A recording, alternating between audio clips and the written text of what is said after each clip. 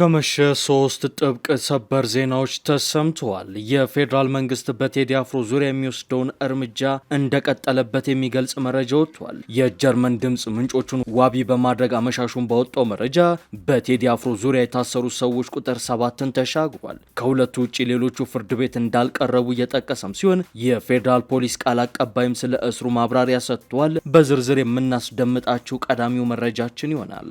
ህወሓት ከጦርነቱ በፊት የነበረው ምክር ቤት እንዲመለስ የወሰነውን ውሳኔ በተቃወሙ ሁለት ከፍተኛ የጦር ጀነራሎች ላይ እርምጃ መውሰዱ ታወቀ። ለቅዳሜ ተይዞ የነበረውን የትግራይ ክልል ፕሬዝዳንትነት የመምረጥ ጉዳይ እየተራዘመውም በዚሁ የጀነራሎቹ ተቃውሞ እንደሆነ ታውቋል። እርምጃ የተወሰደባቸውን ሁለት ጀነራሎች ስም ዝርዝርና ምንነት በተመለከተ በስፋት የምናስቃኛችሁ ይሆናል። በሌላኛው መረጃችን ትራምፕ የኢራንን የሚሳኤል ማስወንጨፊያዎች ለመምታት ትዕዛዝ ሰጡ። ትራምፕ ይህን ትዕዛዝ የሰጡት ኢራን ሁለት የአሜሪካ መርከቦችን በሚሳኤል ካደባየችና ካነደደች በኋላ ነው። ስማቸው ያልተጠቀሰው ባለስልጣን ተናገሩት እንደተባለው በባህረ ሰላጤው የተሰማሩት የአሜሪካ ኃይሎች የኢራንን እስላማዊ አብዮታዊ ዘብ ፈጣን ጀልባዎች ወይንም የሚሳኤል ማስወንጨፊያ ቦታዎችን ኢላማ እንዲያደርጉ ፍቃድ ተሰጥቷቸዋል ተብሏል። የተወደዳችሁ የአንድ አፍታ ሚዲያ ቤተሰቦች አክብሮታዊ ሰላምታችን በያላችሁበት የዓለም ዳርቻ ይድረሳችሁ። ለምሽት የተደመጡ መረጃዎችን አጠናቅረን መተናል። እንደተለመደው እስከ ዝግጅታችን ፍጻሜ ድረስ አብራችሁ እንድትዘልቁ ግብዣችን ነው። ወደ ዝርዝሮቹ እናምራ።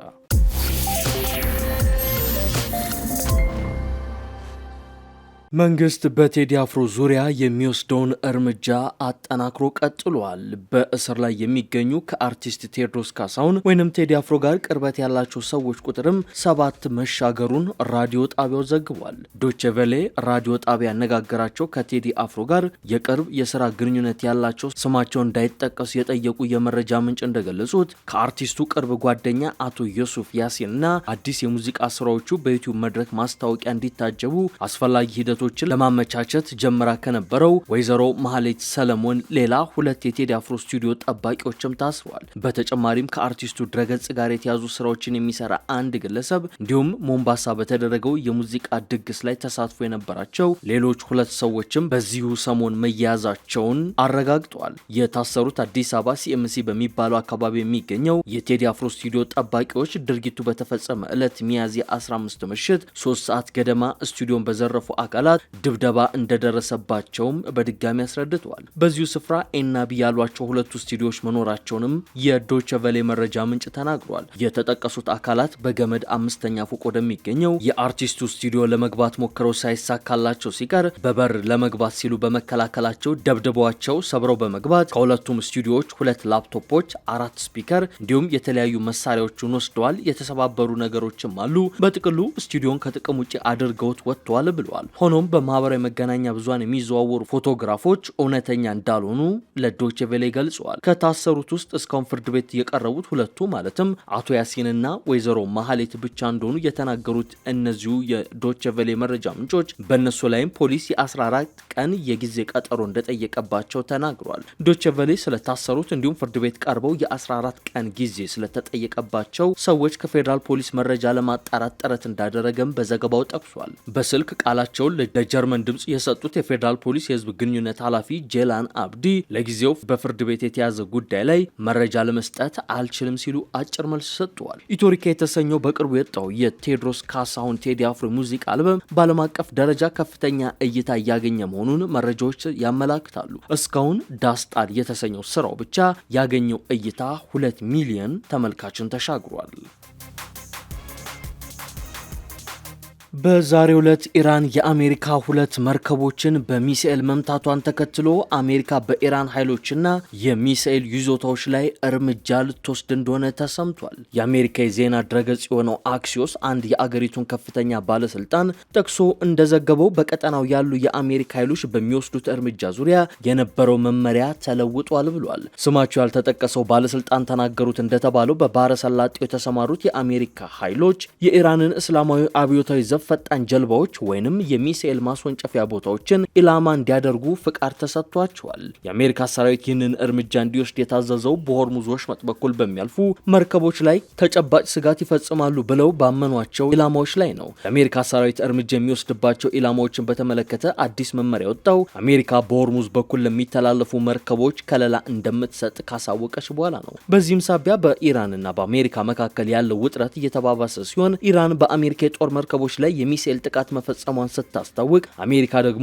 ዜናውን በማስተባበል መርከቦቿ በፋርስ ባህረ ሰላጤ ላይ እየተንቀሳቀሱ እንደሆነ ገልጻለች። የአሜሪካን የመካከለኛው ምስራቅ ወታደራዊ እንቅስቃሴዎች የሚመራው ማዕከላዊ እዝ እንደገለጸው ትራምፕ በሆርሙዝ ወሽመጥ መዘጋት የተነሳ ማለፊያ ያጡ የንግድ መርከቦችን እየመሩ ለማውጣት ላስጀመሩት ዘመቻ እገዛ እያደረገ ነው ይላሉ። ማዕከላዊ እዙ የአሜሪካን ሰንደቅ ዓላማ ያነገቡ ሁለት የንግድ መርከቦች በተሳካ ሁኔታ በሆርሙዝ ወሽመጥ በኩል አልፈዋል ብሏል። በተሳካ ሁኔታ ወሽመጡን አልፈዋል የተባሉት መርከቦች ስም ግን አልተጠቀሰም። ማዕከላዊ እዙ አክሎም ግን የአሜሪካ ኃይሎች የንግድ መርከቦችን ጉዞ ለመመለስ የሚደረገውን ጥረት በንቃት እያገዙ ነው ብለዋል። የአሜሪካ ጦር ይህንን ያለው ኢራን ወደ ሆርሙዝ ወሽመጥ ለመግባት የሞከረ የአሜሪካ አውዳሚ የጦር መርከብ ላይ ጥቃት ፈጽም ያለው ካለች በኋላ ነው። ማዕከላዊ እዙ ባወጣው መግለጫ ተፈጽሟል የተባለውን ጥቃት አስተባብሏል። አንድም የአሜሪካ መርከብ አልተመታም ያለው ማዕከላዊ እዙ የአሜሪካ ኃይሎች ዘመቻውን እየደገፉና በኢራን ወደቦች ላይ የተጣለን የጉዞ እገዳ እያስፈጸሙ ነው ብሏል። ይህ የአሜሪካ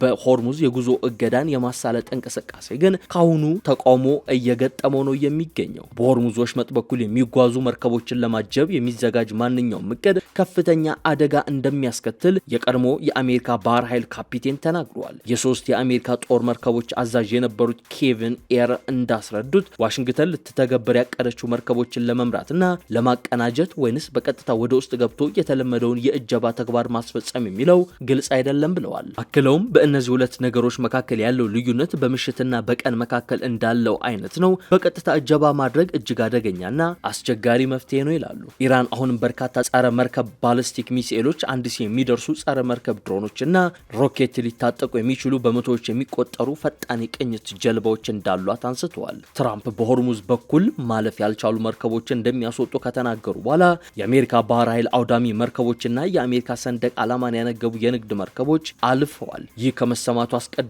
ግን የኢራን ጦር የአሜሪካ መርከቦች ወደ ወሽመጡ የሚገቡ ከሆነ ጥቃት እንደሚፈጽም ዝቶ ነበር።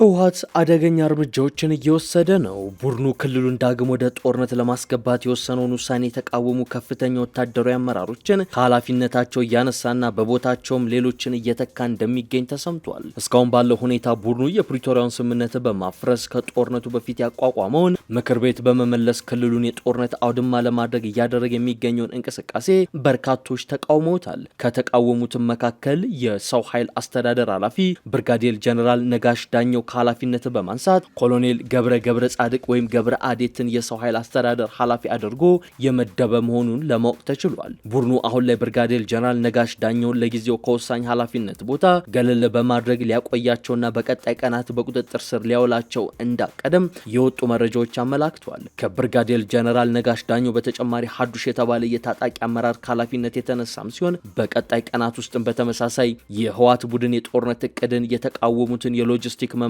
አዛዥ ጀነራል ወልደ ገብርኤል ወይም ወዲ ባቤ ከኃላፊነት ለማንሳት እንዲሁም በቁጥጥር ስር ለመዋል እቅድ መያዙንም መረጃዎች እየወጡ ነው። ህወሓት በሰሞነኛው ፉከራው መሰረት ሚያዝያ 23 ምክር ቤቱን መልሶ ጉባኤ በማካሄድ በ24 የፕሬዝዳንት መረጣ በማድረግ ሹመቱን ይፋ ያደርጋል ተብሎ ሲጠበቅ የነበረው ሁኔታም የተስተጓጎለ ሲሆን በእነዚሁ ከፍተኛ ወታደራዊ አመራሮች አይሆንም ባይነት እንደተስተጓጎለም እየተገመተ ይገኛል።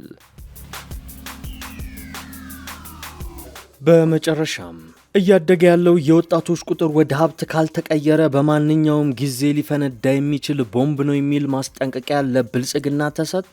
መልካም አስተዳደር ለአፍሪካ በአዲስ አበባ በሚገኘው የአፍሪካ ቀንድ ቢሮ 7ኛውን ሀገራዊ ምርጫ በተመለከተ የወጣቶች የፖለቲካ ተሳትፎና ውክልና ለመልካም አስተዳደር ያለው አስተዋጽኦ የሚል የፓናል ውይይት ላይ ነው ይህ የተደመጠው። የብልጽግና ትብብር ለኢትዮጵያ አንድነትና ለሰላም ለኢትዮጵያ ጥምረት የፖለቲካ ፓርቲ ተወካዮች በተወያይነት በርካታ የፖለቲካ ፓርቲ አባላት፣ ወጣቶች፣ የዩኒቨርሲቲ ምሁራን፣ የሲቪል ማህበረሰብ ድርጅቶችና ሌሎች ተሳታፊዎች በተገኙበት ነው ውይይቱ የተካሄደው። በመድረኩ በአዲስ አበባ ዩኒቨርሲቲ የፌዴራል አስተዳደር ጥናት ማዕከል መምህርና ተመራማሪ ዶክተር መሐመድ ደጀን በኢትዮጵያ የወጣቶች ፖለቲካ ተሳትፎና ውክልና ተግዳሮት እድል የሚል ተመራማሪው በጽሁፋቸው እያደገ የመጣው የወጣቶች ቁጥር እድልም ሀብትም እዳም ነው በማለት ይህ ሊወሰን የሚችለው ደግሞ ለወጣቱ በሚሰጠው ህጋዊና የፖሊሲ ምላሽ እንዲሁም መሬት የነካ ተግባር ነው ብለዋል። ከወጣቶች ቁጥር መጨመር ጋር እኩል ቴክኖሎጂ የመፍጠር የመጠቀምና ለሁለንተናዊ የአገር እድገት አስተዋጽኦ ለማድረግ የሚያስችሉ የህግና የፖሊሲ ማዕቀፎች ተዘጋጅተው በተግባር መዋል አለባቸው ብለዋል። ይህ ካልተፈጸመ ግን ወጣት በባህሪው ተለዋጭ ነገሮችን የሚያይበት መንገድ ብዙ በመሆኑ ወደ አመጽና ግጭት ሊያመራ ይችላል። ጊዜ ጠብቆ የሚፈነዳ የአገር እዳ ነው ብለዋል። በአብዛኛው በትጥቅ ትግሎችና ህዝባዊ ቢተኝነት የወጣቱ ተሳትፎ ከፍተኛ ነው ያሉት እኚሁ ተመራማሪ ይህ ማለት የወጣቱ ፍላጎት በአግባቡ ካልተሟላና በሚገባ ካልተያዘ ወደ ችግር ሊያመራ ይችላል ሲሉ አስጠንቅቀዋል። የፖለቲካ ስርዓቶች ወጣቶችን የተመለከቱ ፖሊሲዎች ቢያወጡም መሬት ላይ ያለው የወጣቱ ተሳትፎ ግን ውስንነት አለበት የሚሉት ዶክተሩ በአፍሪካ ሀገሮች የህዝብ ተወካዮች ምክር ቤቶች የወጣቶች ውክልና ከ1 በመቶ ያነሰ እንደሆነም ያወሳሉ። በምርጫ ወቅት ወጣቱ መራጭ እንጂ ተመራጭ ሆኖ ፖሊሲ ማርቀቅ፣ ህግ ማውጣትና እሱን በሚመለከቱ ከፍተኛ መድረኮች እምብዛም አይታይም ይላሉ። በአፍሪካ ኬንያ፣ ሩዋንዳ፣ ቡሩንዲና ኡጋንዳ የመሳሰሉ አገሮች ወጣቶች በፓርላማ ውክልና እንዲኖራቸው የሚያስገድድ የኮታ ህግ ቢኖርም በኢትዮጵያ ግን የብሔርና የጾታ ውክልና ብቻ መሆኑን ተናግሯል። በኢትዮጵያ ወጣቶች ቁጥር ከ70 በመቶ በላይ እንደሆነና የመንግስታት ነጻ ህሊናቸውን ለሁለንተናዊ እድገት ከመጠቀም ይልቅ ወጣቶችን ለመገደብ ለመደለልና በጥቅም ለማሰር እንጂ ትርጉም ያለው የፖለቲካ ተሳትፎ እንዲያደርጉ አይፈቅዱም ብለዋል። የወጣቶች የኢኮኖሚ ተጠቃሚነትን በማረጋገጥ ብቻ ተደማጭነታቸውና የፖለቲካ ተሳትፏቸውን ማረጋገጥ የማይቻል ነው ያሉት እኚሁ ተመራማሪ ሰው በዳቦ ብቻ አይኖርም እንደሚባለው የወጣቶች ጥያቄ ከበልቶ ማደር በላይ ከፍ ያለ ነው ሲሉ አስረድቷል። የፓርቲ አባል በማድረግ መደለልና በጊዜያዊ ጥቅም መቆጣጠር ሊቆም የሚገባው አሰራር ነው ብለው በኢትዮጵያ ታሪክ በ1996 የአደገኛ ቦዘኔ መቆጣጠሪያ አዋጅ ወጥቶ የነበረው የወጣቱን ተሳትፎ ለመቆጣጠርና ለመገደብ ነበር ብለዋል። በምርጫ ቦርድ አዋጅ ወጣቶችን ቁጥር መጨመር ወይም ማሳደግን የተመለከቱ ድንጋጌዎች አለመኖራቸውን አስረድተው የእድሜና የጾታ ስብጥርን በልዩ ሁኔታ የሚያካትት የምርጫ ህግ ያስፈልጋል ብለዋል። የተወደዳችሁ የአንድ አፍታ ሚዲያ ቤተሰቦች ለምሽት የያዝናቸው መረጃዎቻችን እነዚህን ይመስሉ ነበር። አብራችሁን ስለቆያችሁ እጅግ አድርገን እናመሰግናለን። መልካም ምሽት።